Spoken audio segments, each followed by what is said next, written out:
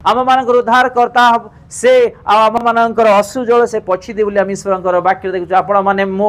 अनेक क्रंदन करुअछु आज दुख कष्ट वेदना समस्या आज अच्छु किंतु से दिन रे से स्थान रे आम मान कौन रोग रहिबो नहीं के परिश्रम करने आवश्यक नहीं किंबा कौन गाली भर्सना दुख कष्ट रहिबो नहीं स्वयं आनंद ही आनंद सेठी रहिबो आम माने समस्ते आशीर्वाद रे तांको सहित वास करिबा।